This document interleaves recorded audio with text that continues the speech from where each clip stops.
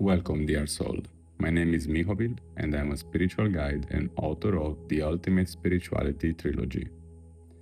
Now I'm going to read for you The Synthesis of Yoga by Sri Aurobindo. Chapter 1: Life and Yoga. There are two necessities of nature's workings which seem always to intervene in the greater forms of human activity, whether these belong to our ordinary fields of movement or seek those exceptional spheres and fulfillments which appear to us high and divine. Every such form tends towards a harmonized complexity and totality, which again breaks apart into various channels of special effort and tendency, only to unite once more in a larger and more puissant synthesis. Secondly, development into forms is an imperative rule of effective manifestation. Yet all truth and practice, too strictly formulated, becomes old and loses much, if not all, of its virtue. It must be constantly renovated by fresh streams of the spirit, revivifying the dead or dying vehicle and changing it if it is to acquire a new life. To be perpetually reborn is the condition of a material immortality. We are in an age full of the throes of travail, when all forms of thought and activity that have in themselves any strong power of utility or any secret virtue of persistence are being subjected to a supreme test and given their opportunity of rebirth. The world today presents the aspect of a huge cauldron of Medea, in which all things are being cast, shredded into pieces, experimented on, combined and recombined, either to perish and provide the scattered material of new forms, or to emerge rejuvenated and changed for a fresh term of existence. Indian yoga, in its essence, a special action or formulation of certain great powers of nature, itself specialized, divided and variously formulated, is potentially one of these dynamic elements of the future life of humanity. The child of immemorial ages, preserved by its vitality and truth into our modern times. It is now emerging from the secret schools and ascetic retreats in which it had taken refuge and is seeking its place in the future sun of living human powers and utilities. But it has first to rediscover itself, bring to the surface the profoundest reason of its being in that general truth and that unceasing aim of nature which it represents, and find by virtue of this new self-knowledge and self-appreciation its own recovered and larger synthesis. Reorganizing itself, it will enter more easily and powerfully into the reorganized life of the race which its processes claim to lead within into the most secret penetralia and upward to the highest altitudes of existence and personality. In the right view, both of life and of yoga, all life is either consciously or subconsciously a yoga. For we mean by this term a methodized effort towards self-perfection by the expression of the secret potentialities latent in the being, and, highest condition of victory in that effort, a union of the human individual with the universal and transcendent existence we see partially expressed in man and in the cosmos. But all life, when we look behind its appearances, is a vast yoga of nature who attempts in the conscious and the subconscious to realize her perfection in an ever-increasing expression of her yet unrealized potentialities and to unite herself with her own divine reality.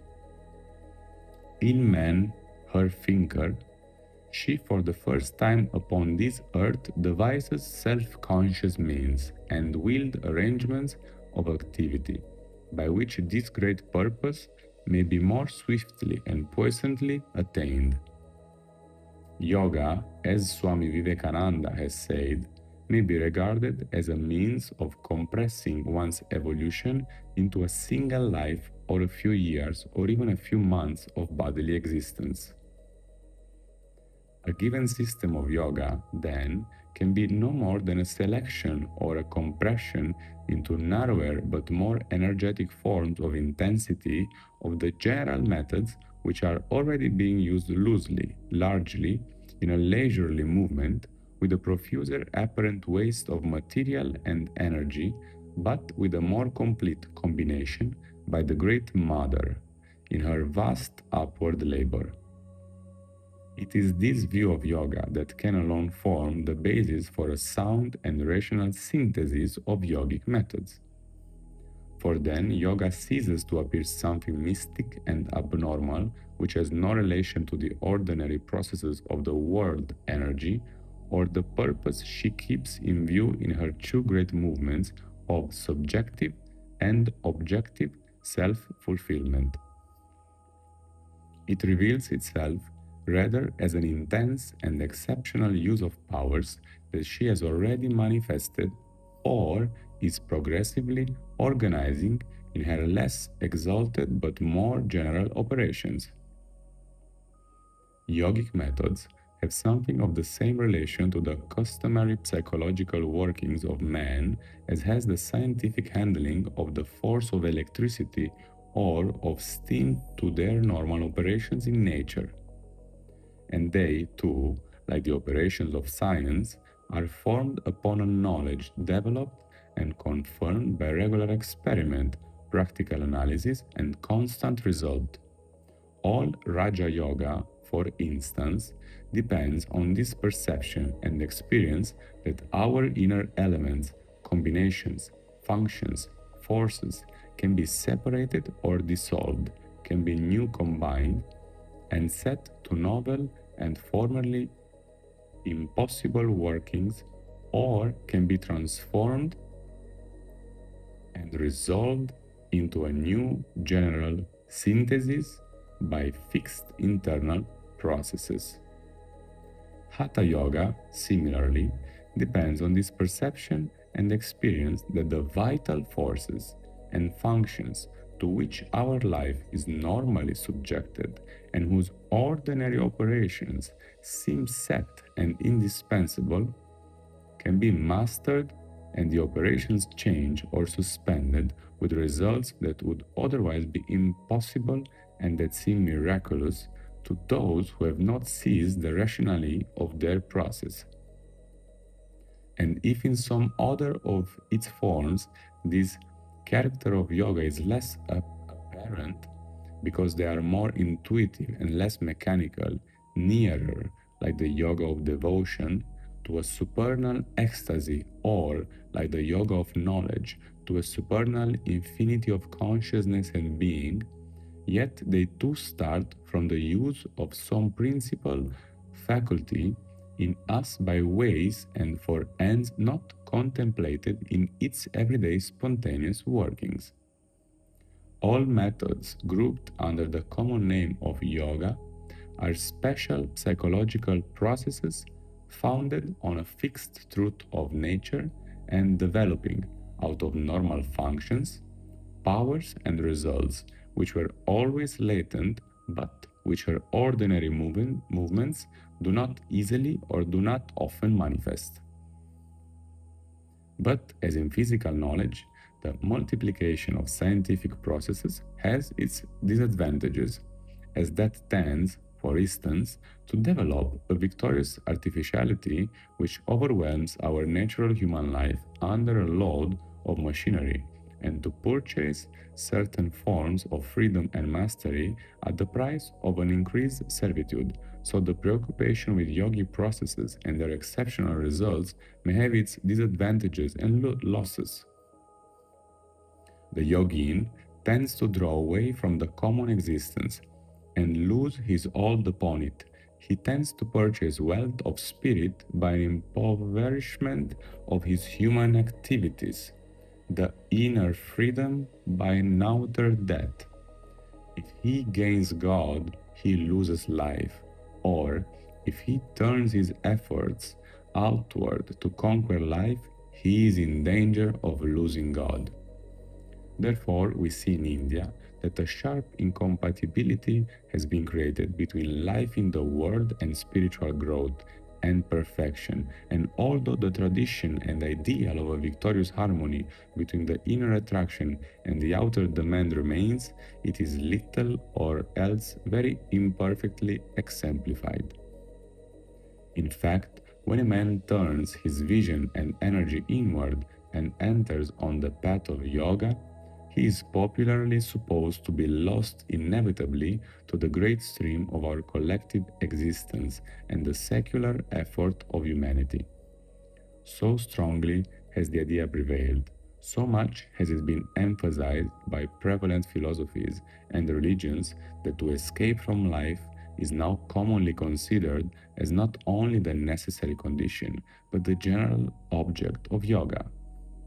No synthesis of yoga can be satisfying which does not, in its aim, reunite God and nature in a liberated and perfected human life, or, in its method, not only permit but favor the harmony of our inner and outer activities and experiences in the divine consummation of both.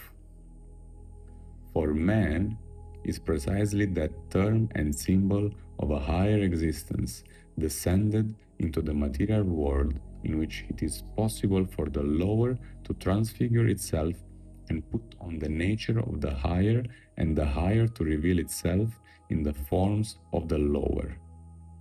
To avoid the life which is given him for the realization of that possibility can never be either the indispensable condition or the whole and ultimate object of his supreme endeavor or of his most powerful means of self-fulfillment.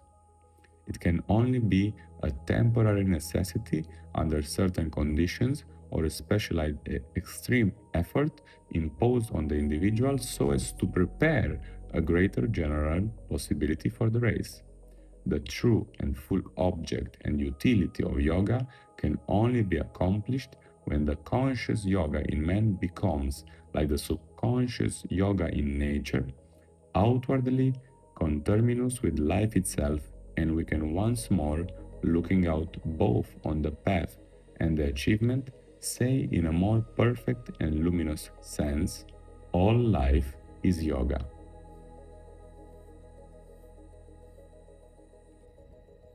The Synthesis of Yoga by Sri Aurobindo, Chapter 2.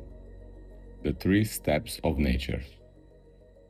We recognize then, in the past developments of yoga, a specializing and separative tendency which, like all things in nature, had its justifying and even imperative utility, and we seek a synthesis of the specialized aims and methods which have, in consequence, come into being. But in order that we may be wisely guided in our effort, we must know, first, the general principle and purpose underlying this separative impulse, and, next, the particular utilities upon which the method of each school of yoga is founded.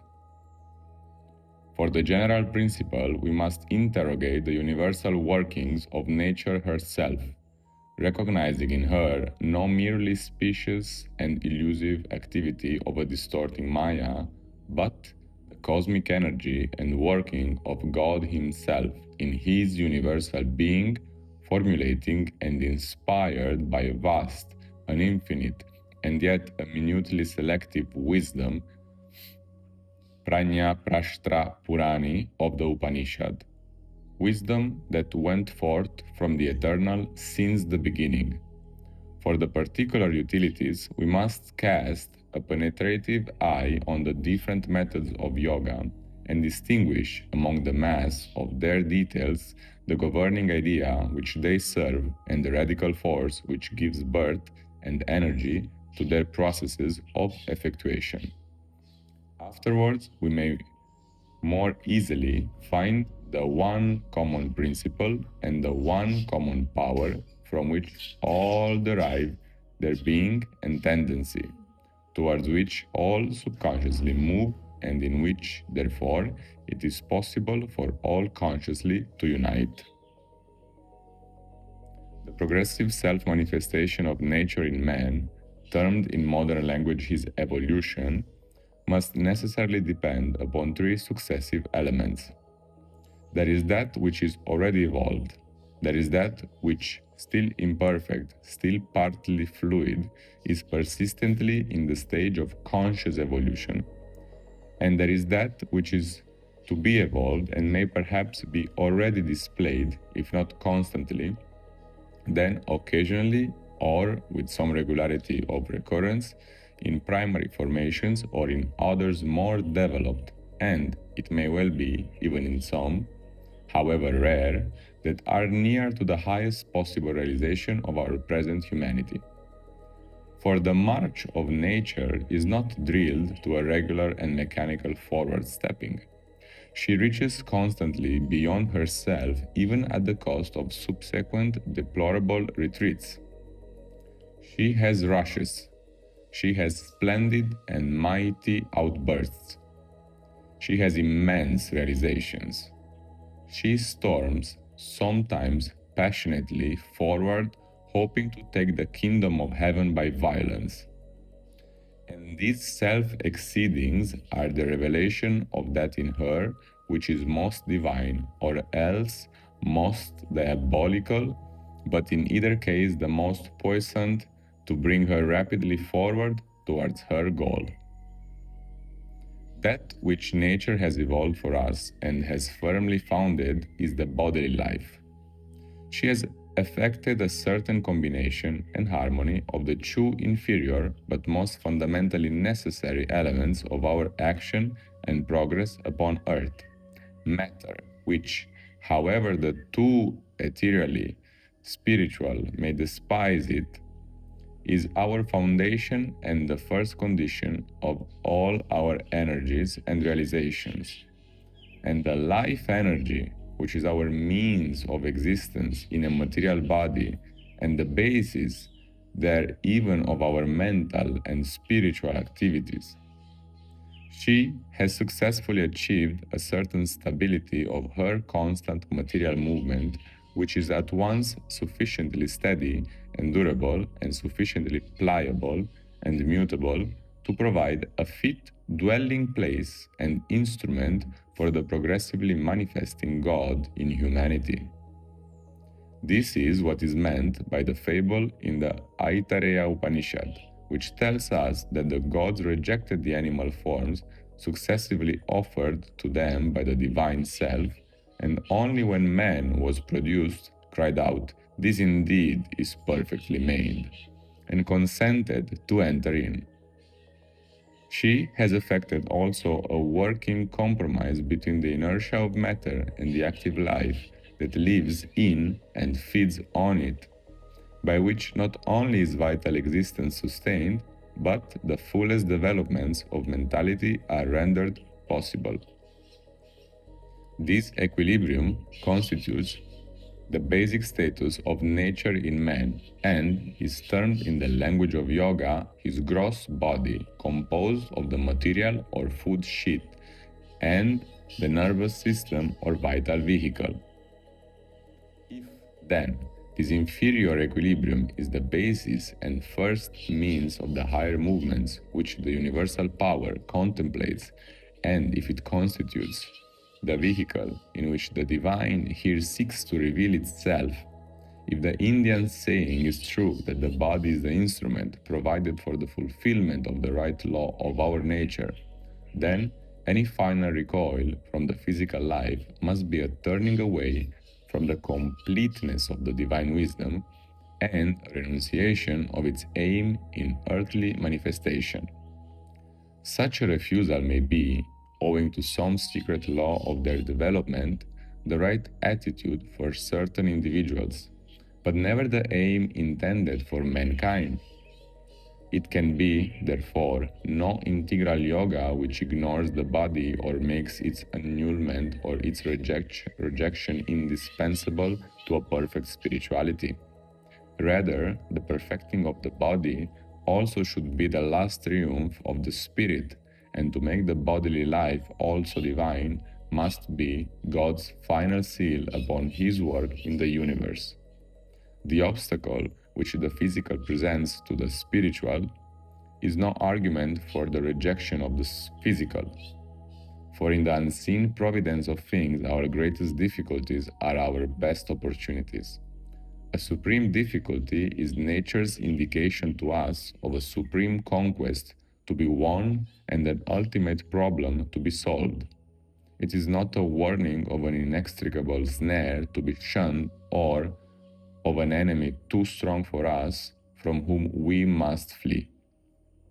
Equally, the vital and nervous energy in us are there for a great utility. They too demand the divine realization of their possibilities in our ultimate fulfillment. The great part assigned to this element in the universal scheme is powerfully emphasized by the Catholic wisdom of the Upanishads. As the spokes of a wheel in its nave, so in the life energy is all established, the triple knowledge and the sacrifice and the power of the strong and the purity of the wise. Under the control of the life energy is all this that is established in the triple heaven.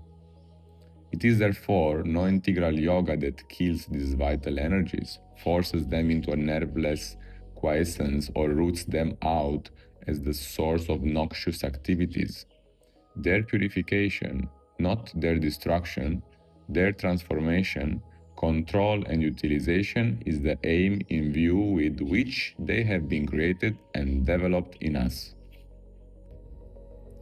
If the bodily life is what nature has firmly evolved for us, as her base and first instrument, it is our mental life that she is evolving as her immediate next aim and superior instrument.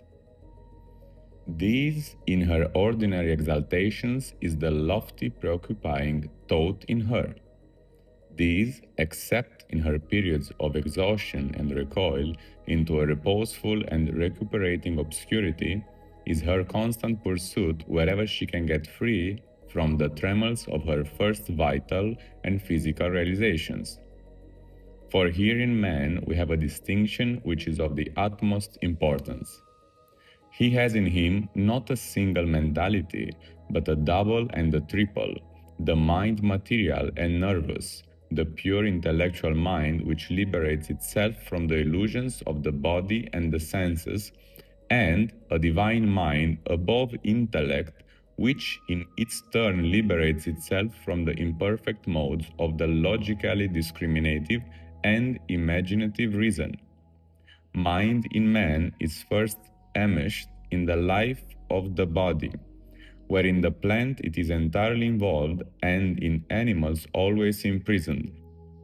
It accepts this life as not only the first but the whole condition of its activities and serves its needs as if they were the entire aim of existence. But the bodily life in a man is a base, not the aim, his first condition and not his last determinant. In the just idea of the ancients, man is essentially the thinker, the manu, the mental being who leads the life and the body, not the animal who is led by them. The true human existence, therefore, only begins when the intellectual mentality emerges out of the material and we begin more and more to live in the mind independent of the nervous and physical obsession, and in the measure of that liberty are able to accept rightly and rightly to use the life of the body. For freedom and not a skillful subjection is the true means of mastery. A free, not a compulsory acceptance of the conditions, the enlarged and sublimated conditions of our physical being, is the high human ideal, but beyond this intellectual mentality is the divine. The mental life thus evolving in man is not, indeed, a common possession. In actual appearance, it would seem as if it were only developed to the fullest in individuals, and as if there were great numbers, and even the majority in whom it is either a small and ill-organized part of their normal nature, or not evolved at all, or latent and not easily made active. Certainly, the mental life is not a finished evolution of nature. It is not yet firmly founded in the human animal. The sign is that the fine and full equilibrium of vitality and matter, the sane, robust, long-lived human body, is ordinarily found only in races or classes of men who reject the effort of thought, its disturbances, its tensions, or think only with the material mind. Civilized man has yet to establish an equilibrium between the fully active mind and the body. He does not normally possess it. Indeed, the increasing effort towards a more intense mental life seems to create frequently an increasing disequilibrium of the human elements, so that it is possible for eminent scientists to describe genius as a form of insanity, a result of degeneration, a pathological morbidity of nature. The phenomena which are used to justify this exaggeration, when taken not separately, but in connection with all other relevant data, point to a different truth. Genius is one attempt of the universal energy to so quicken and intensify our intellectual powers that they shall be prepared for those more puissant, direct, and rapid faculties which constitute the play of the supra-intellectual or divine mind. It is not, then, a freak, an inexplicable phenomenon, but a perfectly natural next step in the right line of her evolution. She has harmonized the bodily life with the material mind. She is harmonizing it with the play of the intellectual mentality. For that, although it tends to a depression of the full animal and vital vigor, need not produce active disturbances. And she is shooting yet beyond in the attempt to reach a still higher level. Nor are the disturbances created by her process as great as is often represented. Some of them are crude beginnings of new manifestations. Others are an easily corrected movement of disintegration, often fruitful of fresh activities and always a small price to pay for the far-reaching results that she has in view. We may, perhaps, if we consider all the circumstances, come to this conclusion that mental life, far from being a recent appearance in man, is the swift repetition in him of a previous achievement from which the energy in the race had undergone one of her deplorable recoils. The savage is perhaps not so much the first forefather of civilized man as the degenerate descendant of a previous civilization. For if the actuality of intellectual achievement is unevenly distributed, the capacity is spread everywhere. It has been seen that in individual cases, even the racial type considered by us the lowest, the Negro fresh from the perennial barbarism of Central Africa, is capable, without admixture of blood, without waiting for future generations, of the intellectual culture, if not yet of the intellectual accomplishment of the dominant European. Even in the mass, man seemed to need, in favorable circumstances, only a few generations to cover ground that ought apparently to be measured in the terms of millenniums. Either then, man, by his privilege as a mental being, is exempt from the full burden of the tardy laws of evolution, or else he already represents, and with helpful conditions and in the right stimulating atmosphere, can always display a high level of material capacity for the activities of the intellectual life. It is not mental incapacity, but the long rejection or seclusion from opportunity and withdrawal of the awakening impulse that creates the savage. Barbarism is an intermediate sleep, not an original darkness. Moreover, the whole trend of modern thought and modern endeavor reveals itself to the observant eye as a large conscious effort of nature in man to effect a general level of intellectual equipment, capacity, and further possibility by universalizing the opportunities which modern civilization affords for the mental life. Even though preoccupation of the European intellect, the protagonist of this tendency with material nature and the externalities of existence, is a necessary part of the effort. It seeks to prepare a sufficient basis in man's physical being and vital energies and in his material environment for his full mental possibilities. By the spread of education, by the advance of the backward races, by the elevation of the oppressed classes, by the multiplication of labor-saving appliances, by the movement towards ideal social and economic conditions, by the labor of science towards an improved health, longevity, and sound physique, in civilized humanity, the sense and drift of this vast movement translates itself in easily intelligible signs. The right, or at least the ultimate means, may not always be employed, but their aim is the right preliminary aim, a sound individual and social body and the satisfaction of the legitimate needs and demands of the material mind, sufficient ease, leisure, equal opportunity, so that the whole of mankind, and no longer only the favored race, class, or individual, may be free to develop the emotional and intellectual being to its full capacity. At present, the material and economic aim may predominate, but always behind there works or there waits in reserve the higher and the major impulse. And when the preliminary conditions are satisfied, when the great endeavor has found its base, what will be the nature of that further possibility which the activities of the intellectual life must serve?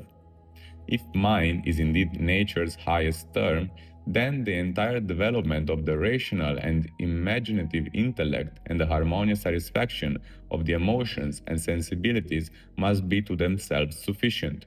But if, on the contrary, man is more than a reasoning and emotional animal, if beyond that which is being evolved, there is something that has to be evolved, then it may well be that the fullness of the mental life, the suppleness, flexibility, and wide capacity of the intellect, the order richness of emotion and sensibility may be only a passage towards the development of a higher life and of more powerful faculties which are yet to manifest and to take possession of the lower instrument, just as mind itself has so taken possession of the body that the physical being no longer lives only for its own satisfaction, but provides the foundation and the materials for a superior activity.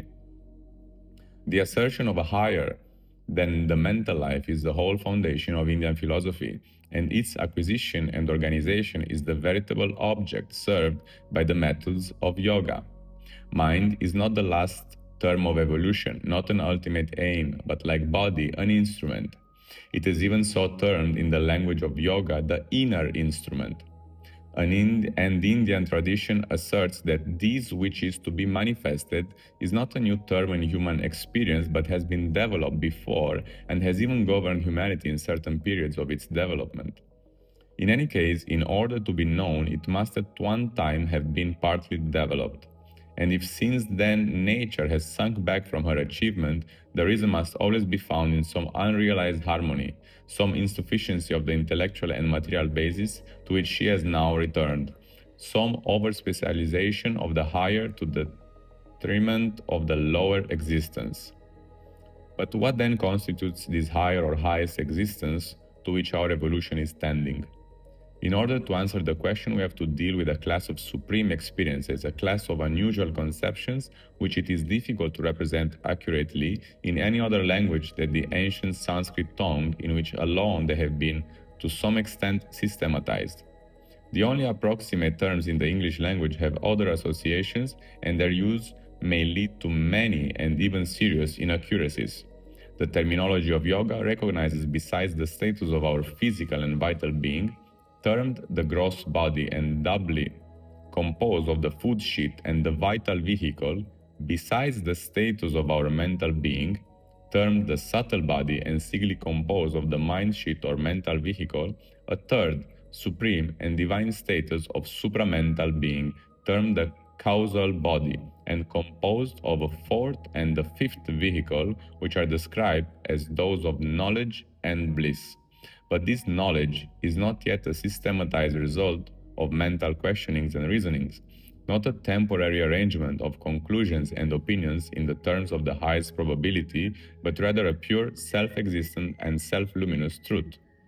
And this bliss is not a supreme pleasure of the heart and sensations with the experience of pain and sorrow as its background, but a delight also self-existent and independent of objects and particular experiences, a self-delight which is the very nature, the very stuff, as it were, of a transcendent and infinite existence. Do such psychological conceptions correspond to anything real and possible? All yoga asserts them as its ultimate experience and supreme aim. They form the governing principles of our highest possible state of consciousness, our widest possible range of existence. There is, we say, a harmony of supreme faculties, corresponding roughly to the psychological faculties of revelation, inspiration, and intuition, yet acting not in the intuitive reason or the divine mind, but on a still higher plane which see truth directly face to face, or rather live in the truth of things both universal and transcendent, and are its formulation and luminous activity. And these faculties are the light of a conscious existence, superseding the egoistic and itself both cosmic and transcendent, the nature of which is bliss. These are obviously divine and, as man is at present apparently constituted, superhuman states of consciousness and activity, a trinity of transcendent existence, self-awareness, and self-delight is, indeed, the metaphysical description of the supreme Atman, self-formulation, to our awakened knowledge of the unknowable, whether conceived as a pure impersonality or as a cosmic personality manifesting the universe. But in yoga, they are regarded also in their psychological aspects as states of subjective existence to which our waking consciousness is now alien, but which dwell in us in a superconscious plane and to which, therefore, we may also ascend. For, as is indicated by the name causal body, karana, as opposed to the two others which are instruments, karana, this crowning manifestation is also the source and effective power of all that in the actual evolution has preceded it. Our mental activities are indeed a derivation, selection, and, so long as they are divided from the truth that is secretly their source, a deformation of the divine knowledge. Our sensations and emotions have the same relation to the bliss, our vital forces and actions to the aspect of will or force assumed by the divine consciousness, our physical being to the pure essence of that bliss and consciousness. The evolution which we observe and of which we are the terrestrial summit may be considered in a sense as an inverse manifestation, by which these supreme powers in their unity and their diversity use, develop and perfect the imperfect substance and activities of matter, of life, and of mind, so that they, the inferior modes, may express in mutable relativity an increasing harmony of the divine and the eternal states from which they are born. If this be truth of the universe, then the goal of evolution is also its cause. It is that which is immanent in its elements, and out of them is liberated. But the liberation is surely imperfect if it is only an escape and there is no return upon the containing substance and activities to exalt and transform them. The immanence itself would have no credible reason for being if it did not end in such a transfiguration. But if human mind can become capable of the glories of the divine light, human emotion and sensibility can be transformed into the mode and assume the measure and movement of the supreme bliss. Human action not only represent but feel itself to be the motion of a divine and non-egoistic force, and the physical substance of our being sufficiently partake of the purity of the supernal essence, sufficiently unify plasticity and durable constancy to support and prolong these highest experiences and agencies, then all the long labor of nature will end in a crowning justification and her evolutions reveal their profound significance. So dazzling is even a glimpse of this supreme existence, and so absorbing its attraction that, once seen, we feel readily justified in neglecting all else for its pursuit. even by an opposite exaggeration to that which sees all things in mind and the mental life as an exclusive ideal, mind comes to be regarded as an unworthy deformation and the supreme obstacle, the source of an illusory universe, a negation of the truth, and itself to be denied and all its works and results annulled if we desire the final liberation. But this is half-truth, which errs by regarding only the actual limitations of mind and ignores its divine intention. The ultimate knowledge is that which perceives and accepts God in the universe as well as beyond the universe. The integral yoga is that which, having found the transcendent, can return upon the universe and possess it, retaining the power freely to descend as well as ascend the great stair of existence. For if the eternal wisdom exists at all, the faculty of mind also must have some high use and destiny. That use must depend on its place in the ascent and in the return, and that destiny must be a fulfillment and transfiguration, not a rooting out or an annulling. We perceive, then, these three steps in nature: a bodily life, which is the basis of our existence here in the material world, a mental life into which we emerge and by which we raise the bodily to higher uses and enlarge it into a greater completeness, and a divine existence, which is at once the goal of the other two and returns upon them to liberate them into their highest possibilities, regarding none of them as either beyond our reach or below our nature, and the destruction of none of them as essential to the ultimate attainment. We accept this liberation and fulfillment as part at least and a large and important part of the aim of yoga. The Synthesis of Yoga by Sri Aurobindo, Chapter 3. The Threefold Life. Nature, then, is an evolution or progressive self-manifestation of an eternal and secret existence, with three successive forms as her three steps of ascent.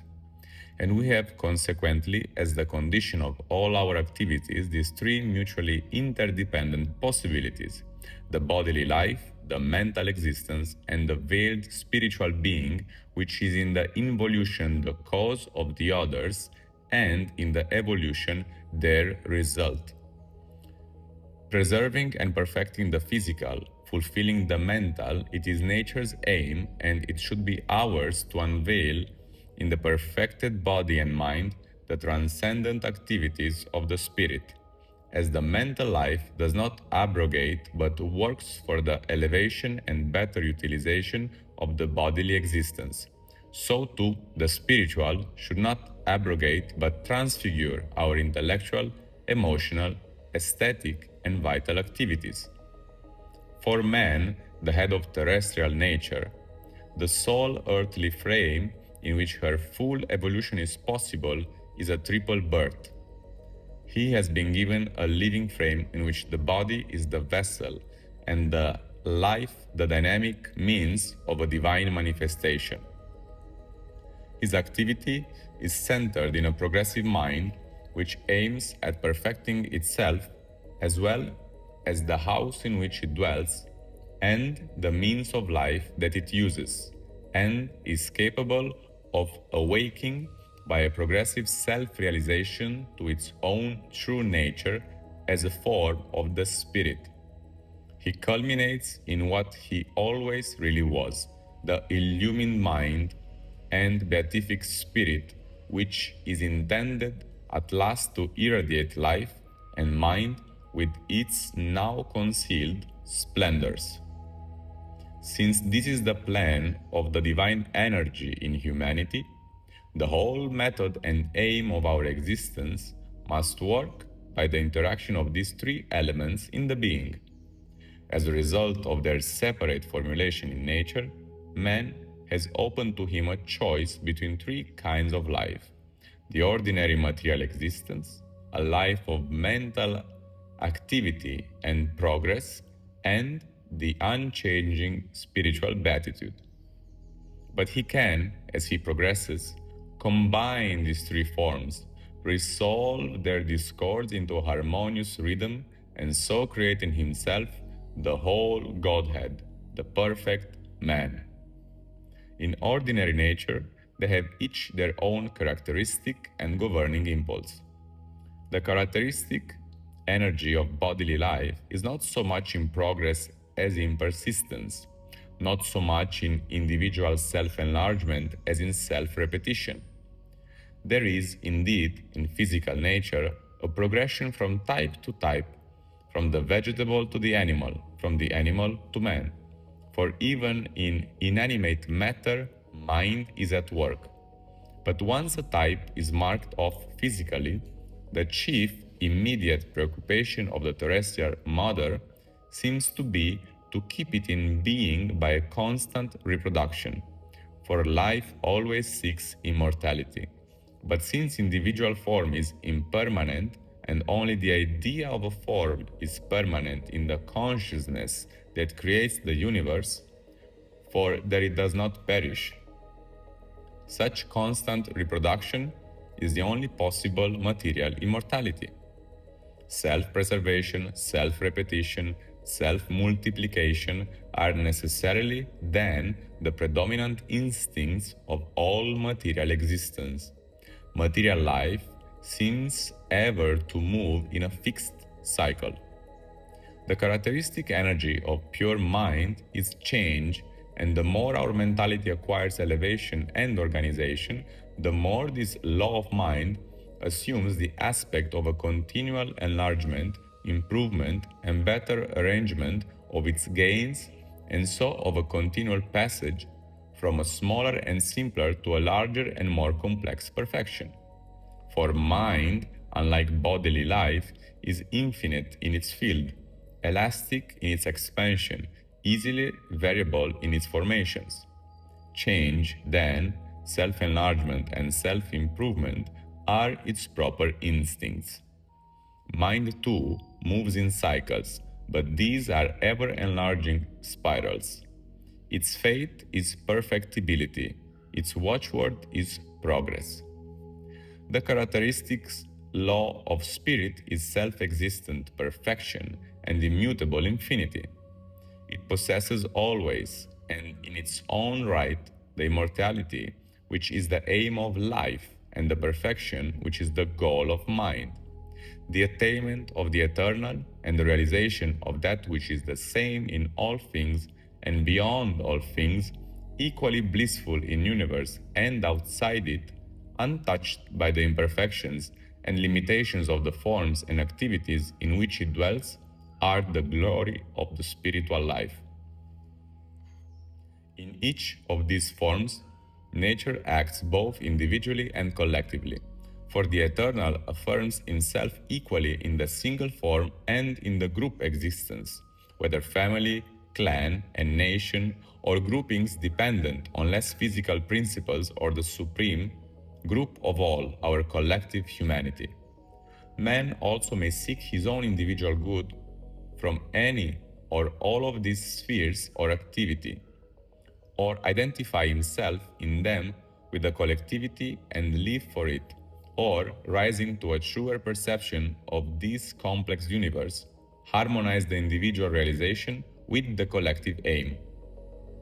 For as it is the right relation of the soul with the Supreme, while it is in the universe, neither to assert egoistically its separate being nor to blot itself out in the indefinable, but to realize its unity with the divine and the world and unite them in the individual, so the right relation of the individual with the collectivity is neither to pursue egoistically his own material or mental progress or spiritual salvation without regard to his fellows, nor for the sake of the community to suppress or maim his proper development, but to sum up in himself all its best and completest possibilities and pour them out by thought, action, and all other means on his surroundings, so that the whole race may approach nearer to the attainment of its supreme personalities.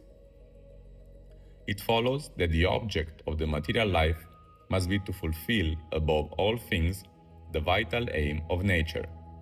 The whole aim of the material man is to live, to pass from birth to death with as much comfort or enjoyment as may be on the way, but anyhow to live.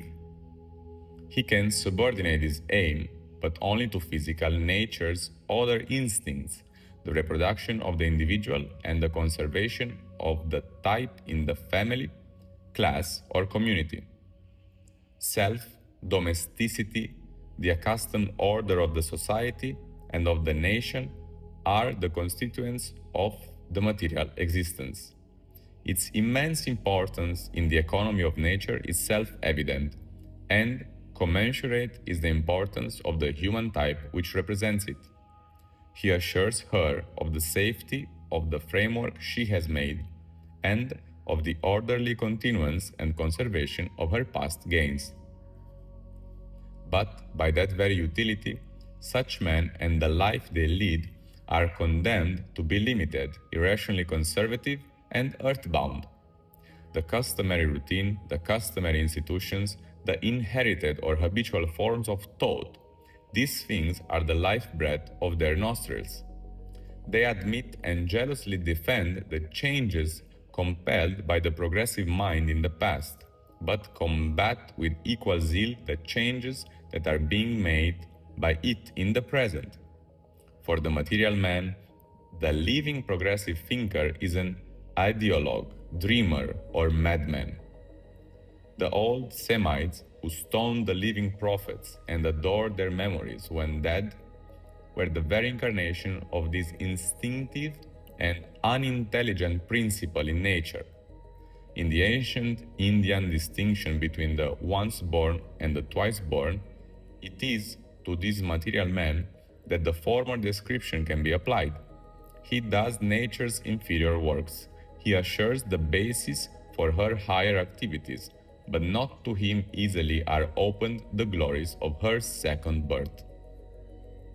Yet he admits so much of spirituality as has been enforced on his customary ideas by the great religious outbursts of the past, and he makes in his scheme of society a place, venerable though not often effective, for the priest or the learned theologian, who can be trusted to provide him with a safe and ordinary spiritual pabulum.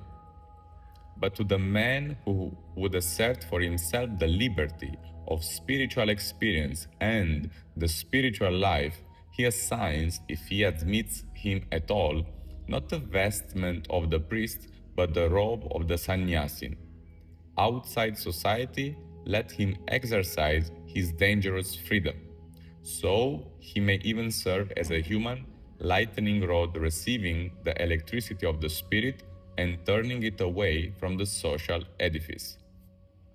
Nevertheless, it is possible to make the material man and his life moderately progressive by imprinting on the material mind the custom of progress, the habit of conscious change, the fixed idea of progression as a law of life. The creation by this means of progressive societies in Europe is one of the greatest triumphs of mind over matter. But the physical nature has its revenge, for the progress made tends to be of the grosser and more outward kind, and its attempts at a higher or a more rapid movement bring about great weariness, swift exhaustions, startling recoils. It is possible also to give the material man and his life a moderate spirituality by accustoming him to regard in a religious spirit all the institutions of life and its customary activities. The creation of such spiritualized communities in the East has been one of the greatest triumphs of spirit over matter. Yet here, too, there is a defect, for this often tends only to the creation of a religious temperament, the most outward form of spirituality. Its higher manifestations, even the most splendid and puissant, either merely increase the number of souls drawn out of social life and so impoverish it, or disturb the society for a while by a momentary elevation. The truth is that neither the mental effort nor the spiritual impulse can suffice, divorced from each other, to overcome the immense resistance of material nature. She demands their alliance in a complete effort before she will suffer a complete change in humanity. But usually, these two great agents are unwilling to make to each other the necessary concessions. The mental life concentrates on the aesthetic, the ethical, and the intellectual activities. Essential mentality is idealistic and a seeker after perfection. The subtle self, the brilliant Atman, is ever a dreamer.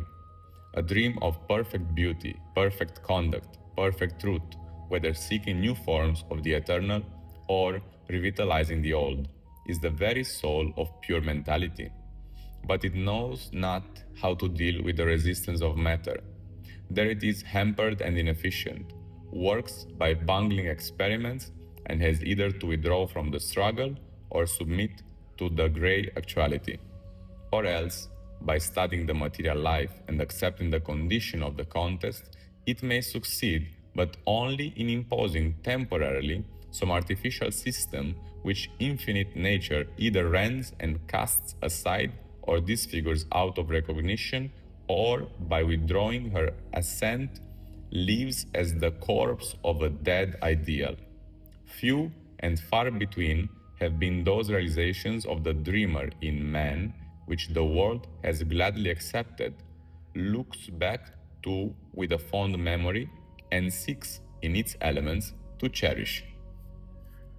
When the gulf between actual life and the temperament of the thinker is too great, we see as the result a sort of withdrawing of the mind from life in order to act with a greater freedom in its own sphere.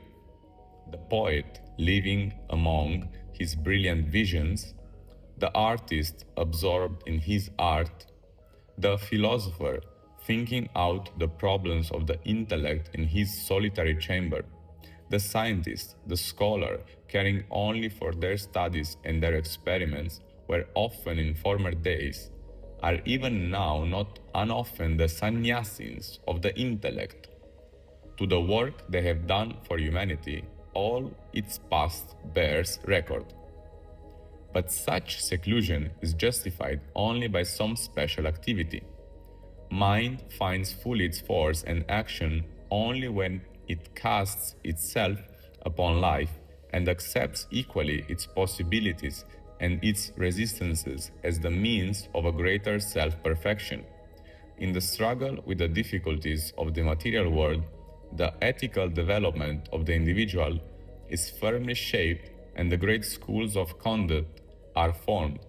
By contact with the facts of life, art attains to vitality, thought assures its abstractions, the generalizations of the philosopher base themselves on a stable foundation of science and experience. This mixing with life may, however, be pursued for the sake of the individual mind and with an entire indifference to the forms of the material existence or the uplifting of the race. This indifference is seen at its highest in the Epicurean discipline and is not entirely absent from the Stoic. And even altruism does the works of compassion more often for its own sake than for the sake of the world it helps. But this too is a limited fulfillment. The progressive mind is seen at its noblest when it strives to elevate the whole race to its own level, whether by sowing broadcast the image of its own thought and fulfillment, or by changing the material life of the race into fresh forms, religious, intellectual, social, or political, intended to represent more nearly the ideal of truth, beauty, justice, righteousness, with which the man's own soul is illumined. Failure in such a field matters little, for the mere attempt is dynamic and creative. The struggle of mind to elevate life is the promise and condition of the conquest of life by that which is higher even than mind. That highest thing, the spiritual existence, is concerned with what is eternal, but not therefore entirely aloof from the transient. For the spiritual man, the mind's dream of perfect beauty is realized in an eternal love, beauty, and delight that has no dependence and is equal behind all objective appearances. Its dream of perfect truth in the supreme, self-existent, self-apparent, and eternal verity, which never varies, but explains and is the secret of all variations and the goal of all progress. Its dream of perfect action in the omnipotent and self-guiding law that is inherent forever in all things and translates itself here in the rhythm of the words. What is fugitive vision or constant effort of creation in the brilliant self is an externally existing reality in the self that knows and is the Lord. But if it is often difficult for the mental life to accommodate itself to the dully resistant material activity, how much more difficult must it seem for the spiritual existence to live on in a world that appears full not of the truth, but of every lie and illusion, not of love and beauty, but of an encompassing discord and ugliness, not of the law of truth, but of victorious selfishness and sin. Therefore, the spiritual life tends easily in the saint and sannyasin to withdraw from the material existence and reject it either wholly and physically or in the spirit. It sees this world as the kingdom of evil or of ignorance and the eternal and divine either in a far-off heaven or beyond where there is no world and no life. It separates itself inwardly, if not also physically, from the world's impurities. It asserts the spiritual reality in a spotless isolation. This withdrawal renders an invaluable service to the material life itself by forcing it to regard and even to bow down to something that it is a direct negation of its own petty ideals, sordid cares, and egoistic self-content. But the work in the world of so supreme a power as spiritual force cannot be thus limited. The spiritual life also can return upon the material and use it as a means of its own greater fullness. Refusing to be blinded by the dualities, the appearances, it can seek in all appearances whatsoever the vision of the same Lord, the same eternal truth, beauty, love, delight, the Vedantic formula of the self in all things in the self, and all things as becomings of the self is the key to this richer and all-embracing yoga. But the spiritual life, like the mental, may thus make use of this outward existence for the benefit of the individual with a perfect indifference to any collective uplifting of the merely symbolic world which it uses. Since the eternal is forever the same in all things and all things the same to the eternal, since the exact mode of action and the result are of no importance compared with the working out in oneself of the one great realization, this spiritual indifference accepts no matter what environment, no matter what action, dispassionately, prepared to retire as soon as its own supreme end is realized. It is so that many have understood the ideal of the Gita, or else the inner love and bliss may pour itself out on the world in good deeds, in service, in compassion, the inner truth in the giving of knowledge, without therefore attempting the transformation of a world which must be its inalienable nature, remain a battlefield of dualities, of sin and virtue, of truth and error, of joy and suffering. But if progress also is one of the chief terms of world existence and the progressive manifestation of the divine, the true sense of nature, this limitation also is invalid.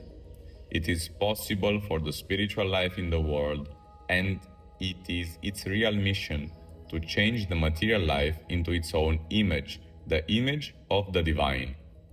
Therefore, besides the great solitaries who have sought and attained their self-liberation, we have the great spiritual teachers who have also liberated others, and, supreme of all, the great dynamic souls who, feeling themselves stronger in the might of the Spirit then all the forces of the material life banded together have thrown themselves upon the world, grappled with it in a loving wrestle, and striven to compel its consent to its own transfiguration. Ordinarily, the effort is concentrated on a mental and moral change in humanity, but it may extend itself also to the alteration of the forms of our life and its institutions, so that they too may be a better mood for the inpourings of the Spirit. These attempts have been the supreme landmarks in the progressive development of human ideals and the divine preparation of the race. Every one of them, whatever its outward results, has left Earth more capable of heaven and quickened in its tardy movements the evolutionary yoga of nature. In India, for the last 1,000 years and more, the spiritual life and the material have existed side by side to the exclusion of the progressive mind. Spirituality has made terms for itself with matter by renouncing the attempt at general progress.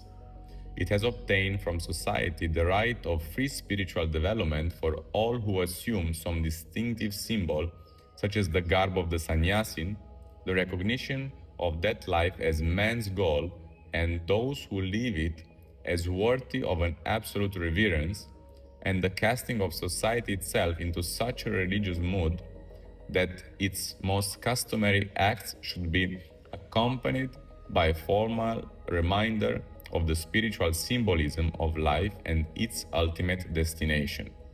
On the other hand, there was conceded to society the right of inertia and immobile self-conservation. The concession destroyed much of the value of the terms. The religious mode being fixed, the formal reminder tended to become a routine and to lose its living sense. The constant attempts to change the mood by new sects and religions ended only in a new routine or a modification of the old. For the saving element of the free and active mind had been exiled. The material life handed over to the ignorance, the purposeless and endless duality, became a leaden and dolorous yoke from which flight was the only escape. The schools of Indian yoga lent themselves to the compromise. Individual perfection or liberation was made the aim. Seclusion of some kind from the ordinary activities, the condition, the renunciation of life, the culmination. The teacher gave his knowledge only to a small circle of disciples, or if a wider movement was attempted, it was still the release of the individual soul that remained the aim. The pact with the immobile society was, for the most part, observed. The utility of the compromise in the then actual state of the world cannot be doubted. It secured in India a society which lent itself to the preservation and the worship of spirituality, a country apart in which, as in a fortress, the highest spiritual ideal could maintain itself in its most absolute purity, unoverpowered by the siege of the forces around it. But it was a compromise, not an absolute victory. The material life lost the divine impulse to growth. The spiritual preserved by isolation its height and purity, but sacrificed its full power and serviceableness to the world. Therefore, in the divine providence, the country of the yogins and the sannyasins has been forced into a strict and imperative contact with the very element it had rejected, the element of the progressive mind, so that it might recover what was now wanting to it. We have to recognize once more that the individual exists not in himself alone, but in the collectivity, and that individual perfection and liberation are not the whole sense of God's intention in the world. The free use of our liberty includes also the liberation of others and of mankind. The perfect utility of our perfection is, having realized in ourselves the divine symbol, to reproduce, multiply, and ultimately universalize it in others. Therefore, from a concrete view of human life, in its threefold potentialities, we come to the same conclusion that we had drawn from an observation of nature in her general workings and the three steps of her evolution, and we begin to perceive a complete aim for our synthesis of yoga. Spirit is the crown of universal existence. Matter is its basis. Mind is the link between the two. Spirit is that which is eternal. Mind and matter are its workings. Spirit is that which is concealed and has to be revealed. Mind and body are the means by which it seeks to reveal itself. Spirit is the image of the Lord of the Yoga. Mind and body are the means he has provided for reproducing that image in phenomenal existence. All nature is an attempt at a progressive revelation of the concealed truth, a more and more successful reproduction of the divine image. But what nature aims at for the mass in a slow evolution, yoga effects for the individual by a rapid revolution. It works by a quickening of all her energies, a sublimation of all her faculties, while she develops the spiritual life with difficulty and has constantly to fall back from it for the sake of her lower realizations. The sublimated force, the concentrated method of yoga, can attain directly and carry with it the perfection of the mind, and even, if she willed, the perfection of the body. Nature seeks the divine in her own symbols. Yoga goes beyond nature to the Lord of nature, beyond universe to the transcendent, and can return with the transcendent light and power, with the fiat of the omnipotent. But their aim is one in the end. The generalization of yoga in humanity must be the last victory of nature over her own delays and concealments. Even as now, by the progressive mind in science, she seeks to make all mankind fit for the full development of the mental life, so by yoga must she inevitably seek to make all mankind fit for the higher evolution, the second birth, the spiritual existence. And as the mental life uses and perfects the material, so will the spiritual use and perfect the material and the mental existence as the instruments of a divine self-expression.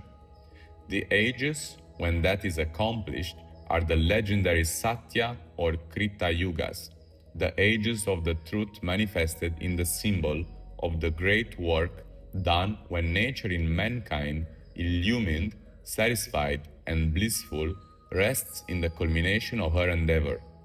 It is for men to know her meaning, no longer misunderstanding, vilifying, or misusing the Universal Mother, and to aspire always, by her mightiest means, to her highest ideal.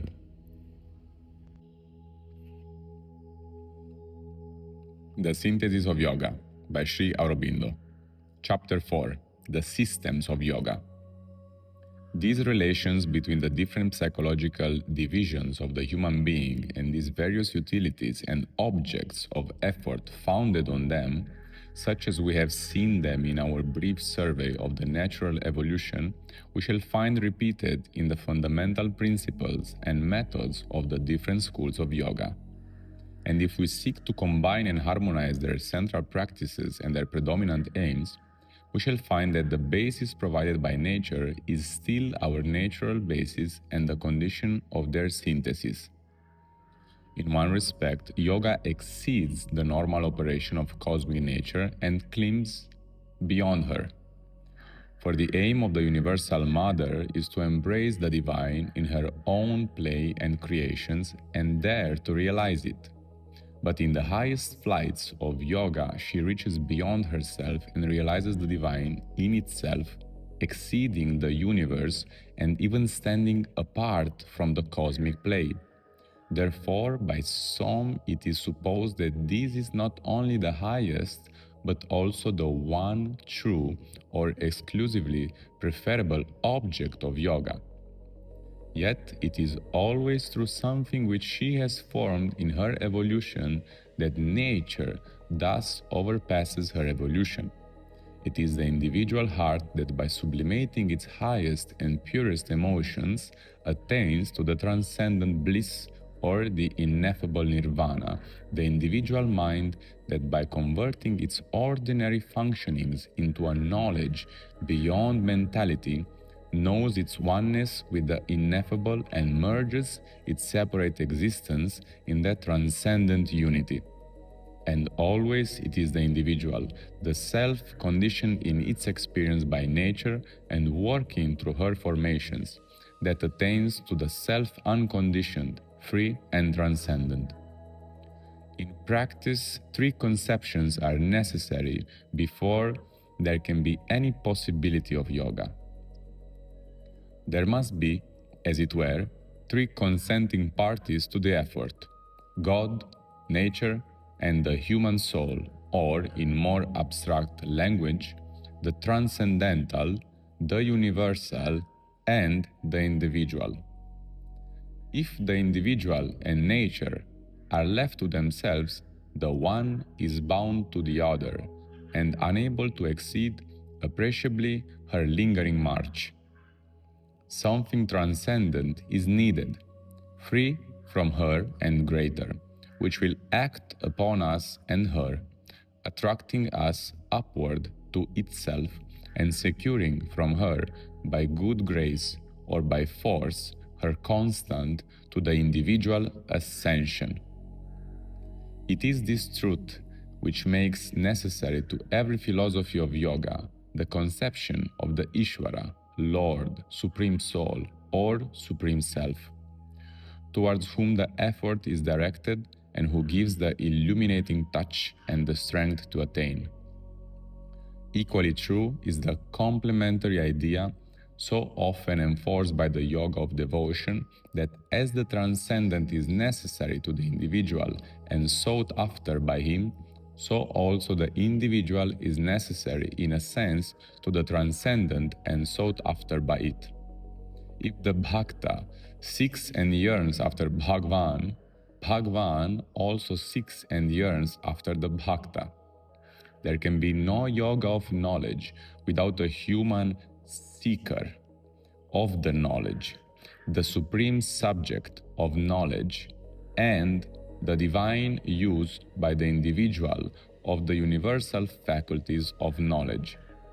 No yoga of devotion without the human God-lover, the supreme object of love and delight, and the divine use by the individual of the universal faculties of spiritual, emotional, and aesthetic enjoyment. No yoga of works without the human worker, the supreme will, master of all works and sacrifices, and the divine use by the individual of the universal faculties of power and action.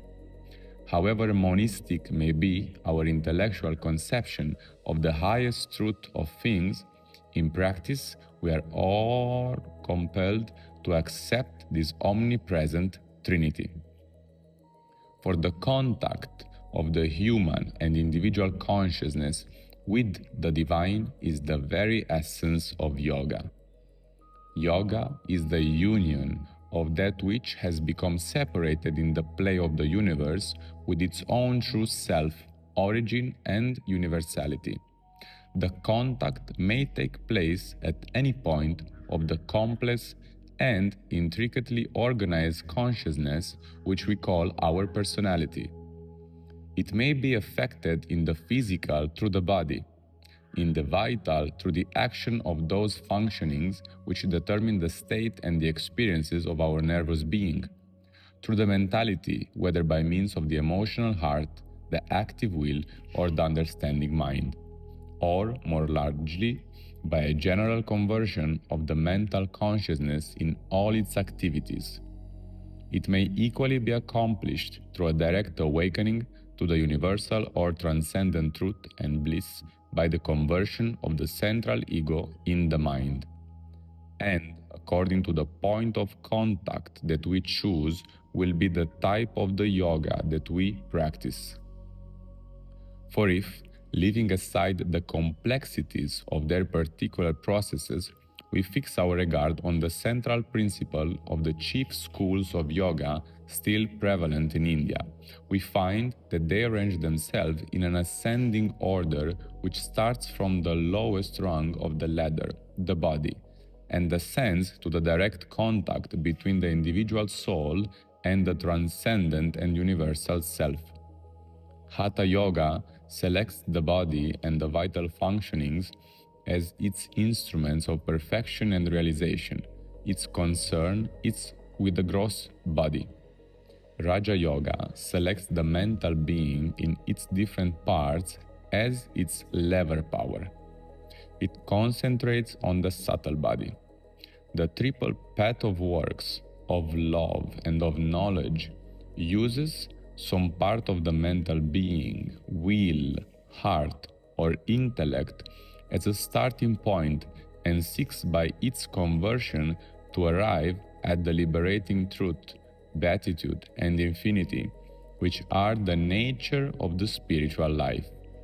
Its method is a direct commerce between the human Purusha in the individual body and the divine Purusha who dwells in every body and yet transcends all form and name. Hatha Yoga aims at the conquest of the life and the body whose combination in the food sheet and the vital vehicle constitutes, as we have seen, the gross body and whose equilibrium is the foundation of all nature's workings in the human being. The equilibrium established by nature is sufficient for the normal egoistic life. It is insufficient for the purpose of the Hatha Yogin, for it is calculated on the amount of vital or dynamic force necessary to drive the physical engine during the normal span of human life and to perform more or less adequately the various workings demanded of it by the individual life, inhabiting this frame and the world environment by which it is conditioned.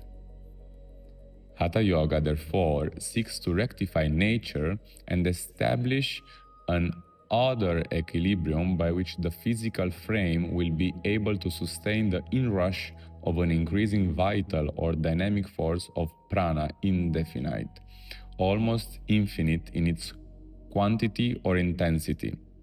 In nature, the equilibrium is based upon the individualization of a limited quantity and force of the prana. More than that, the individual is by personal and hereditary habit unable to bear, use, or control.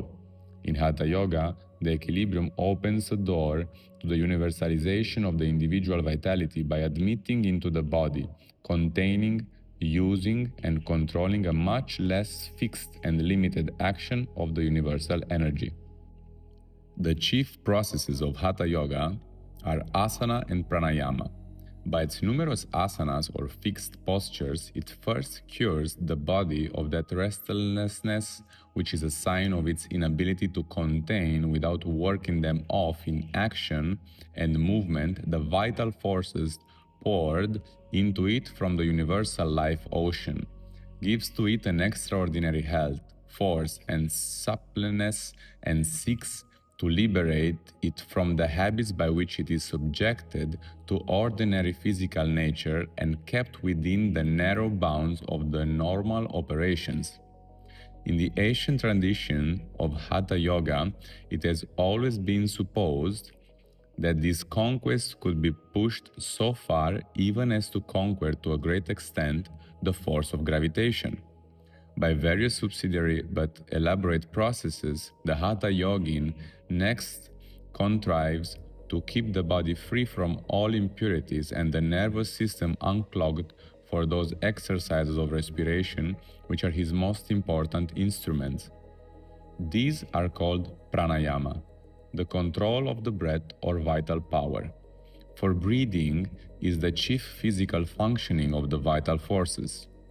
Pranayama, for the Hatha Yogin, serves a double purpose.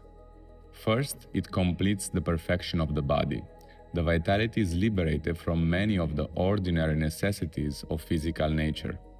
Robust health, prolonged youth, often an extraordinary longevity are attained. On the other hand, pranayama awakens the coiled-up serpent of the pranic dynamism in the vital sheath and opens to the yogin fields of consciousness, ranges of experience, abnormal faculties denied to the ordinary human life, while it poignantly intensifies such normal powers and faculties as he already possesses. These advantages can be further secured and emphasized by other subsidiary processes open to the Hatha Yogin. The results of Hatha Yoga are thus striking to the eye and impose easily on the vulgar or physical mind, and yet, at the end we may ask what we have gained at the end of all this stupendous labor. The object of physical nature, the preservation of the mere physical life, its highest perfection, even in a certain sense the capacity of a greater enjoyment of physical living, have been carried out on an abnormal scale. But the weakness of Hatha Yoga is that its laborious and difficult processes make so great a demand on the time and energy and impose so complete a severance from the ordinary life of man that the utilization of its results for the life of the world becomes either impracticable or is extraordinarily restricted. If in return for this loss we gain another life in another world within, the mental, the dynamic, these results could have been acquired through other systems, through Raja Yoga, through Tantra, by much less laborious methods and held on much less exacting terms. On the other hand, the physical results, increased vitality, prolonged youth, health, longevity, are of small avail if they must be held by us as misers of ourselves, apart from the common life, for their own sake, not utilized, not thrown into the common sum of the world's activities. Hatha Yoga attains large results, but at an exorbitant price and to very little purpose. Raja Yoga takes a higher flight. It aims at the liberation and perfection not of the bodily but of the mental being, the control of the emotional and sensational life, the mastery of the whole apparatus of thought and consciousness. It fixes its eyes on the chitta, that stuff of mental consciousness in which all these activities arise, and it seeks, even as Hatha Yoga with its physical material, first to purify and to tranquilize. The normal state of man is a condition of trouble and disorder, a kingdom either at war with itself or badly governed. For the Lord, the Purusha, is subjected to his ministers, the faculties, subjected even to his subjects, the instruments of sensation, emotion, action, enjoyment. Swarajya, self-rule, must be substituted for this subjection. First, therefore, the powers of order must be helped to overcome the powers of disorder. The preliminary movement of Raja Yoga is a careful self-discipline by which good habits of mind are substituted for the lawless movements that indulge the lower nervous being. By the practice of truth, by renunciation of all forms of egoistic seeking, by abstention from injury to others, by purity, by constant meditation and inclination to the divine Purusha, who is the true Lord of the mental kingdom, a pure, glad, clear state of mind and heart is established. This is the first step only. Afterwards, the ordinary activities of the mind and sense must be entirely quieted in order that the soul may be free to ascend to higher states of consciousness and acquire the foundation for a perfect freedom and self-mastery. But Raja Yoga does not forget that the disabilities of the ordinary mind proceed largely from its objections to the reactions of the nervous system and the body. It adopts, therefore, from the Hatha Yogi system its devices of asana and pranayama, but reduces their multiple and elaborate forms in each case to one simplest and most directly effective process sufficient for its own immediate object. Thus, it gets rid of the Hatha Yogi complexity and cumbrousness while it utilizes the swift and powerful efficacy of its methods for the control of the body and the vital functions and for the awakening of that internal dynamism, full of a latent supernormal faculty, typified in yogic terminology by the Kundalini, the coiled and sleeping serpent of energy within. This done, the system proceeds to the perfect quietening of the restless mind and its elevation to a higher plane through concentration of mental force by the successive stages which lead to the utmost inner concentration or in gathered state of the consciousness which is called samadhi. By samadhi, in which the mind acquires the capacity of withdrawing from its limited waking activities into freer and higher states of consciousness, Raja Yoga serves a double purpose. It compasses a pure mental action liberated from the confusions of the outer consciousness and passes thence to the higher supramental planes on which the individual soul enters into its true spiritual existence. But also it acquires the capacity of that free and concentrated energizing of consciousness on its object, which our philosophy asserts as the primary cosmic energy and the method of divine action upon the world. By this capacity, the yogin, already possessed of the highest supracosmic knowledge and experience in the state of trance, is able in the waking state to acquire directly whatever knowledge and exercise, whatever mastery may be useful or necessary to his activities in the objective world. For the ancient system of Raja Yoga aimed not only at Swarajya, self-rule or subjective empire, the entire control by the subjective consciousness of all the states and activities proper to its own domain, but included Samrajya as well, outward empire, the control by the subjective consciousness of its outer activities and environment. We perceive that as Hatha Yoga, dealing with the life and body, aims at the supernormal perfection of the physical life and its capacities and goes beyond it into the domain of the mental life, so Raja Yoga, operating with the mind, aims at a supernormal perfection and enlargement of the capacities of the mental life and goes beyond it into the domain of the spiritual existence. But the weakness of the system lies in its excessive reliance on abnormal states of trance. This limitation leads first to a certain aloofness from the physical life, which is our foundation, and the sphere into which we have to bring our mental and spiritual gains. Especially is the spiritual life in this system too much associated with the state of samadhi. Our object is to make the spiritual life and its experiences fully active and fully utilizable in the waking state and even in the normal use of the functions. But in Raja Yoga, it tends to withdraw into a subliminal plane at the back of our normal experiences instead of descending and possessing our whole existence.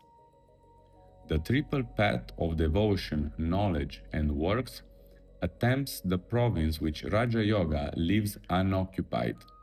It differs from Raja Yoga in that it does not occupy itself with the elaborate training of the whole mental system as the condition of perfection, but seizes on certain central principles, the intellect, the heart, the will, and seeks to convert their normal operations by turning them away from their ordinary and external preoccupations and activities and concentrating them on the divine.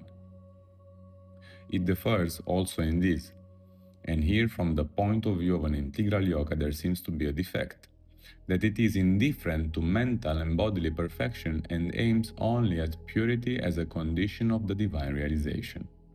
A second effect is that as actually practiced, it chooses one of the three parallel paths exclusively and almost in antagonism to the others instead of effecting a synthetic harmony of the intellect, the heart, and the will in an integral divine realization. The path of knowledge aims at the realization of the unique and supreme self. It proceeds by the method of intellectual reflection, vikara, to right discrimination, viveka.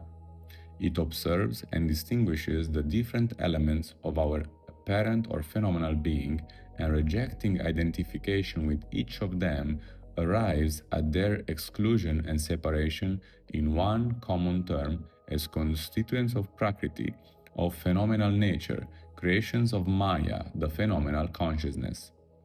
So it is able to arrive at its right identification with the pure and unique self, which is not mutable or perishable, not determinable by any phenomenon or combination of phenomena. From this point, the path, as ordinarily followed, leads to the rejection of the phenomenal worlds from the consciousness as an illusion and the final emergence without return of the individual soul in the Supreme. But this exclusive consummation is not the sole or inevitable result of the path of knowledge, for, followed more largely and with a less individual aim, the method of knowledge may lead to an active conquest of the cosmic existence for the divine no less than to a transcendence. The point of this departure is the realization of the Supreme Self not only in one's own being but in all beings, and finally, the realization of even the phenomenal aspects of the world as a play of the divine consciousness and not something entirely alien to its true nature. And on the basis of this realization, a yet further enlargement is possible, the conversion of all forms of knowledge, however mundane, into activities of the divine consciousness, utilizable for the perception of the one and unique object of knowledge, both in itself and through the play of its forms and symbols. Such a method might well lead to the elevation of the whole range of human intellect and perception to the divine level, to its spiritualization, and to the justification of the cosmic travail of knowledge in humanity. The path of devotion aims at the enjoyment of the supreme love and bliss and utilizes normally the conception of the Supreme Lord in His personality as the divine lover and enjoyer of the universe. The world is then realized as a play of the Lord, with our human life as its final stage, pursued through the different phases of self-concealment and self-revelation. The principle of bhakti yoga is to utilize all the normal relations of the human life into which emotion enters and apply them no longer to transient worldly relations, but to the joy of the all-loving, the all-beautiful, and the all-blissful. Worship and meditation are used only for the preparation and the increase of intensity of the divine relationship, and this yoga is catholic in its use of all emotional relations, so that even enmity and opposition to God, considered as an intense, impatient, and perverse form of love, is conceived as a possible means of realization and salvation. This path, too, as ordinarily practiced, leads away from world existence to an absorption of another kind than the monists in the transcendent and supracosmic. But here too, the exclusive result is not inevitable. The yoga itself provides a first corrective by not confining the play of divine love to the relation between the Supreme Soul and the individual, but extending it to a common feeling and mutual worship between the devotees themselves, united in the same realization of the supreme love and bliss. It provides a yet more general corrective in the realization of the divine object of love in all beings, not only human but animal, easily extended to all forms whatsoever. We can see how this larger application of the yoga of devotion may be so used as to lead to the elevation of the whole range of human emotion, sensation, and aesthetic perception to the divine level, its spiritualization, and the justification of the cosmic labor towards love and joy in our humanity. The path of works aims at the dedication of every human activity to the supreme will. It begins by the renunciation of all egoistic aim for our works, all pursuit of action for an interested aim or for the sake of a worldly result. By this renunciation, it so purifies the mind and the will that we become easily conscious of the great universal energy as the true doer of all our actions and the Lord of that energy, as their ruler and director, with the individual as only a mask, an excuse, an instrument, or, more positively, a conscious center of action and phenomenal relation. The choice and direction of the act is more and more consciously left to this supreme will and this universal energy. To that, our works, as well as the results of our works, are finally abandoned. The object is the release of the soul from its bondage to appearances and to the reaction of phenomenal activities. Karma yoga is used, like the other paths, to lead to liberation from phenomenal existence and a departure into the supreme. But here too, the exclusive result is not inevitable.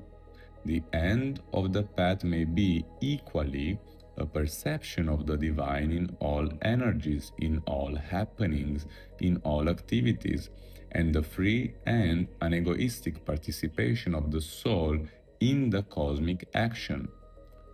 So followed, it will lead to the elevation of all human will and activity to the divine level, its spiritualization, and the justification of the cosmic labor towards freedom, power, and perfection in the human being. We can see also that in the integral view of things, these three paths are one. Divine love should normally lead to the perfect knowledge of the beloved by perfect intimacy, thus becoming a path of knowledge, and to divine service, thus becoming a path of works. So also should perfect knowledge lead to perfect love and joy and the full acceptance of the works of that which is known. Dedicated works to the entire love of the Master of the sacrifice and the deepest knowledge of His ways and His being. It is in this triple path that we come most readily to the absolute knowledge, love, and service of the One in all beings and in the entire cosmic manifestation. The Synthesis of Yoga by Sri Aurobindo. Chapter 5. The Synthesis of the Systems. By the very nature of the principal yogic schools, each covering in its operations a part of the complex human integer and attempting to bring out its highest possibilities, it will appear that a synthesis of all of them, largely conceived and applied, might well result in an integral yoga. But they are so disparate in their tendencies, so highly specialized and elaborated in their forms, so long confirmed in the mutual opposition of their ideas and methods, that we do not easily find how we can arrive at their right union. An undiscriminating combination in block would not be a synthesis, but a confusion. Nor would a successive practice of each of them in turn be easy in the short span of our human life, and with our limited energies, to say nothing of the waste of labor implied in so cumbrous a process. Sometimes, indeed, Hatha Yoga and Raja Yoga are thus successively practiced, and in the recent unique example in the life of Ramakrishna Paramahansa, we see a colossal spiritual capacity first driving straight to the divine realization, taking, as it were, the kingdom of heaven by violence, and then seizing upon one yogic method after another and extracting the substance out of it with an incredible rapidity, always to return to the heart of the whole matter, the realization and possession of God by the power of love, by the extension of inborn spirituality into various experience, and by the spontaneous play of an intuitive knowledge. Such an example cannot be generalized.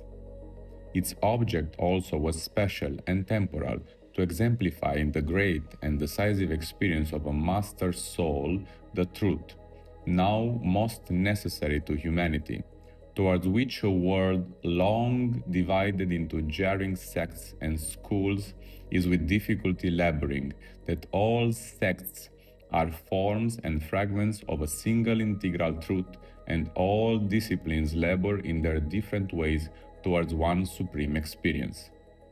To know, be, and possess the divine is the one thing needful, and it includes or leads up to all the rest. Towards this sole good we have to drive, and this attained, all the rest that the divine will chooses for us, all necessary form and manifestation, will be added. The synthesis we propose cannot, then, be arrived at either by combination in mass or by successive practice. It must therefore be effected by neglecting the forms and outsides of the yogic disciplines and seizing rather on some central principle common to all, which will include and utilize in the right place and proportion their particular principles, and on some central dynamic force which is the common secret of their divergent methods, and capable therefore of organizing a natural selection and combination of their varied energies and different utilities. This was the aim which we set before ourselves at first when we entered upon our comparative examination of the methods of nature and the methods of yoga, and we now return to it with the possibility of hazarding some definite solution. We observe, first, that there still exists in India a remarkable yogic system which is in its nature synthetical and starts from a great central principle of nature, a great dynamic force of nature. But it is a yoga apart, not a synthesis of other schools. This system is the way of the Tantra. Owing to certain of its developments, Tantra has fallen into discredit with those who are not Tantrics, and especially owing to the developments of its left-hand path, the Vama Marga, which, not content with exceeding the duality of virtue and sin, and instead of replacing them by spontaneous rightness of action, seemed sometimes to make a method of self-indulgence, a method of unrestrained social immorality. Nevertheless, in its origin, Tantra was a great and puissant system founded upon ideas which were at least partially true. Even its twofold division into the right-hand and left-hand paths, Dakshina Marga and Vama Marga, started from a certain profound perception. In the ancient symbolic sense of the words Dakshina and Vama, it was the distinction between the way of knowledge and the way of Ananda. Nature in man liberating itself by right discrimination in power and practice of its own energies, elements and potentialities, and nature in man liberating itself by joyous acceptance in power and practice of its own energies, elements, and potentialities. But in both paths, there was in the end an obscuration of principles, a deformation of symbols, and a fall. If, however, we leave aside here also the actual methods and practices and seek for the central principle, we find first that Tantra expressly differentiates itself from the Vedic methods of yoga. In a sense, all the schools we have hitherto examined are Vedantic in their principle.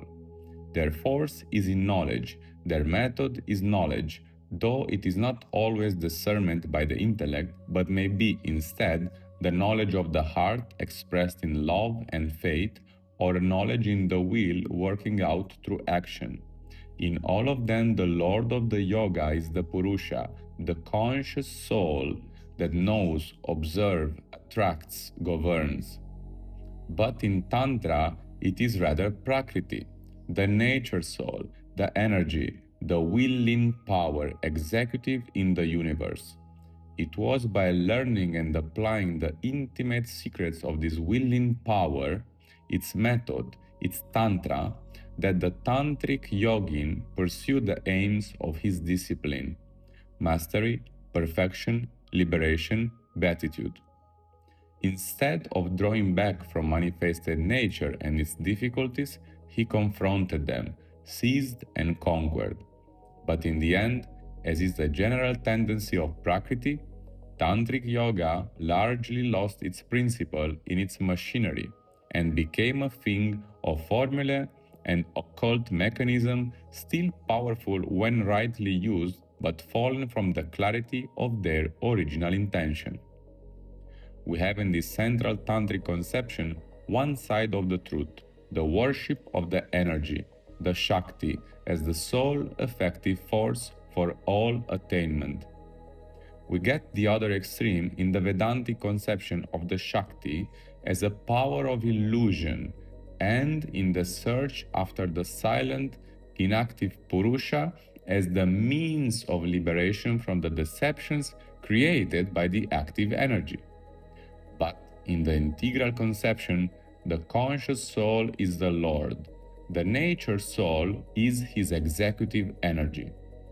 Purusha is of the nature of Sat, the being of conscious self-existence, pure and infinite. Shakti or Prakriti is of the nature of Chit. It is power of the Purusha's self-conscious existence, pure and infinite. The relation of the two exists between the poles of rest and action. When the energy is absorbed in the bliss of conscious self-existence, there is rest. When the Purusha pours itself out in the action of its energy, there is action, creation, and the enjoyment or ananda of becoming. But if Ananda is the creator and begetter of all becoming, its method is tapas, or force of the Purusha's consciousness dwelling upon its own infinite potentiality in existence and producing from it truths of conception or real ideas, jnana, which, proceeding from an omniscient and omnipotent self-existence, have the surety of their own fulfillment and contain in themselves the nature and law of their own becoming in the terms of mind, life, and matter. The eventual omnipotence of tapas and the infallible fulfillment of the idea are the very foundation of all yoga. In man, we render these terms by will and faith. A will that is eventually self-effective because it is of the substance of knowledge, and the faith that is the reflex in the lower consciousness of a truth or real idea, yet unrealized in the manifestation. It is this self-certainty of the idea which is meant by the Gita when it says, "Whatever is a man's faith or the sure idea in him, that he becomes." We see, then, what from the psychological point of view, and yoga is nothing but practical psychology, is the conception of nature from which we have to start. It is the self-fulfillment of the Purusha through his energy. But the movement of nature is twofold, higher and lower, or, as we may choose to term it, divine and undivine.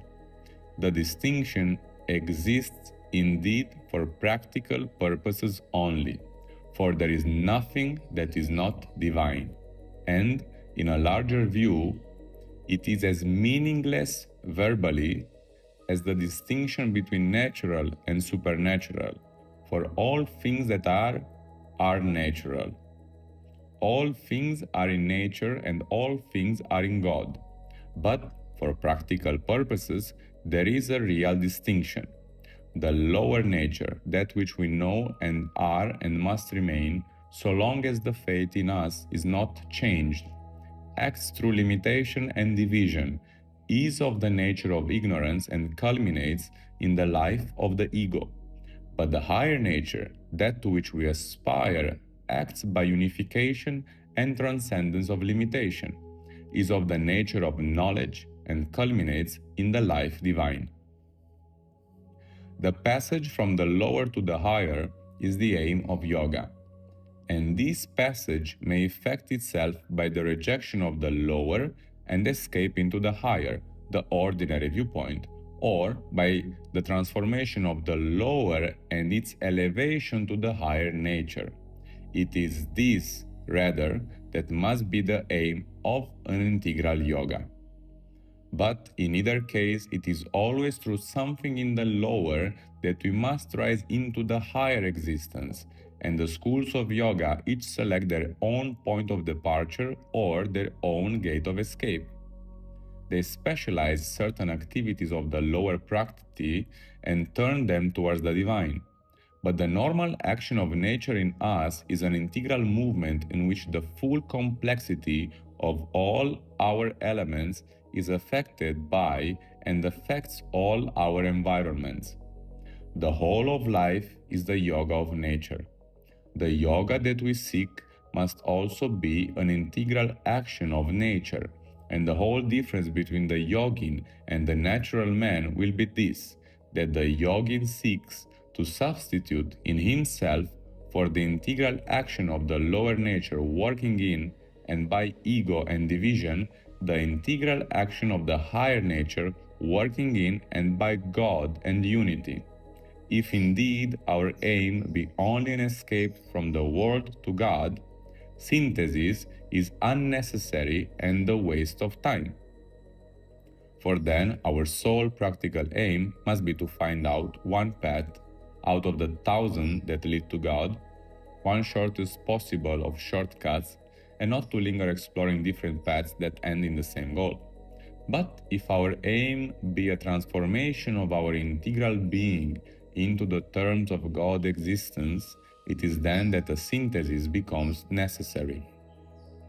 The method we have to pursue, then, is to put our whole conscious being into relation and contact with the divine and to call him in to transform our entire being into his.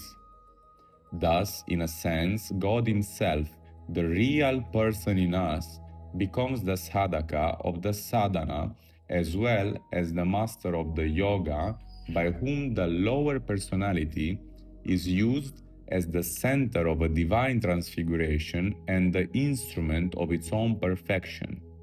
In effect, the pressure of the tapas, the force of consciousness in us dwelling in the idea of the divine nature upon that which we are in our entirety, produces its own realization. The divine and all-knowing and all-affecting descends upon the limited and obscure, progressively illumines and energizes the whole lower nature and substitutes its own action for all the terms of the inferior human light and mortal activity. In psychological fact, this method translates itself into the progressive surrender of the ego with its whole field and all its apparatus to the beyond ego with its vast and incalculable but always inevitable workings. Certainly, this is no shortcut or easy sadhana. It requires a colossal faith, an absolute courage, and above all, an unflinching patience. For it implies 3 stages of which only the last can be wholly blissful or rapid. The attempt of the ego to enter into contact with the divine, the wide, full and therefore laborious preparation of the whole lower nature by the divine working to receive and become the higher nature, and the eventual transformation. In fact, however, the divine strength, often unobserved and behind the veil, substitutes itself for our weakness and supports us through all our failings of faith, courage, and patience. It makes the blind to see and the lame to stride over the hills. The intellect becomes aware of a law that beneficently insists and the succor that upholds. The heart speaks of a master of all things and friend of man, or a universal mother who upholds through all stumblings. Therefore, this path is at once the most difficult imaginable, and yet, in comparison with the magnitude of its effort and object, the most easy and sure of all. There are three outstanding features of this action of the higher when it works integrally on the lower nature. In the first place, it does not act according to a fixed system and succession as in the specialized methods of yoga, but with a sort of free, scattered, and yet gradually intensive and purposeful working determined by the temperament of the individual in whom it operates, the helpful materials which his nature offers, and obstacles which it presents to purification and perfection. In a sense, therefore, each man in this path has his own method of yoga. Yet, are there certain broad lines of working common to all which enable us to construct not indeed a routine system, but yet some kind of shastra or scientific method of the synthetic yoga. Secondly, the process, being integral, accepts our nature such as it stands organized by our past evolution, and without rejecting anything essential, compels all to undergo divine change. Everything in us is seized by the hands of a mighty artificer and transformed into a clear image of that which it now seeks confusedly to present. In that ever-progressive experience, we begin to perceive how this lower manifestation is constituted, and that everything in it, however seemingly deformed or petty or vile, is the more or less distorted or imperfect figure of some element or action in the harmony of the divine nature. We begin to understand what the Vedic rishis meant when they spoke of the human forefathers fashioning the gods as a smith forges the crude material in his smithy. Thirdly, the divine power in us uses all life as the means of this integral yoga. Every experience and outer contact with our world environment, however trifling or however disastrous, is used for the work, and every inner experience, even to the most repellent suffering or the most humiliating fall, becomes a step on the path to perfection. And we recognize in ourselves with opened eyes the method of God in the world, His purpose of light in the obscure, of might in the weak and fallen, of delight in what is grievous and miserable. We see the divine method to be the same in the lower and in the higher working. Only in the one it is pursued tardily and obscurely through the subconscious in nature. In the other it becomes swift and self-conscious, and the instrument confesses the hand of the master. All life is a yoga of nature, seeking to manifest God within itself. Yoga marks the stage at which this effort becomes capable of self-awareness and therefore of right completion in the individual. It is a gathering up and concentration of the movement dispersed and loosely combined in the lower evolution. An integral method and an integral result. First, an integral realization of divine being, not only realization of the one in its indistinguishable unity, but also in its multitude of aspects which are also necessary to the complete knowledge of it by the relative consciousness. Not only realization of unity in the self, but of unity in the infinite diversity of activities, worlds, and creatures. Therefore, also an integral liberation, not only the freedom born of unbroken contact and identification of the individual being in all its parts with the divine, Sayujya Mukti, by which it can become free even in its separation, even in duality. Not only the Salokya Mukti, by which the whole conscious existence dwells in the same status of being as the divine, in the state of Satchitananda, but also the acquisition of the divine nature by the transformation of this lower being into the human image of the divine, Sadharmya Mukti, and the complete and final release of all, the liberation of the consciousness from the transitory mold of the ego and its unification with the one being, universal both in the world and the individual, and transcendentally one both in the world and beyond all universe.